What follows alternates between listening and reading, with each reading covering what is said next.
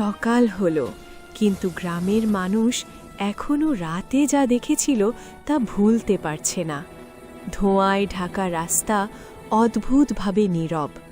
যুবক দেখল দোকানের ভিতরে এখনো আগের রাতে যা ছিল তা ঠিক আছে, কিন্তু কিছু পরিবর্তন চোখে পড়ল। জাদুকরের ছায়া ধীরে ধীরে দোকানের ভিতর ঘুরছে।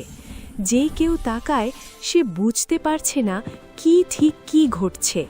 শিশুদের মধ্যে কৌতূহল আবার জন্মেছে। বৃদ্ধরা সতর্ক করে বলল, এখানে যেও না, বিপদ হতে পারে। যুবক সাহস পেয়ে জিজ্ঞেস করল, এখন কি ঘটছে? তুমি কি আমাদের পরীক্ষা করছো? জাদুকর মৃদু হেসে বলল, প্রত্যেক ছায়া, প্রত্যেক বস্তুই মানুষের মনের পরীক্ষা নেয়। যুবক লক্ষ্য করে শুধু বস্তু নয়, জাদুকরের ছায়াও ভয় জাগাচ্ছে। একটি প্রাচীন বই হঠাৎ খুলে গেল।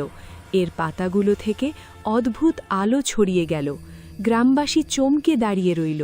কেউ কেউ বিশ্বাস করতে পারল না, এটি কি সত্যি জাদু? জাদুকর বলল, ভয় পাবার দরকার নেই। যারা ঈমান ধরে রাখবে তারাই সঠিক পথে থাকবে। যুবক ধীরে ধীরে বুঝতে শুরু করল, ভয় নয়, জ্ঞান ও সতর্কতাই মূল শক্তি। গ্রামের মানুষজন সাবধানতার সঙ্গে একে অপরকে দেখল। কারোর চোখে কৌতূহল, কারোর চোখে ভয়। যুবক মনেই বলল, আমি শুধু ঈমানের ওপর ভরসা করব, জাদু আমাকে না পারে। জাদুকরের ছায়া ধীরে ধীরে দোকার বাইরে চলে গেল। এবার গ্রামবাসীরা নিরাপদ মনে করল, কিন্তু বুঝল রাতের রহস্য শেষ নয়।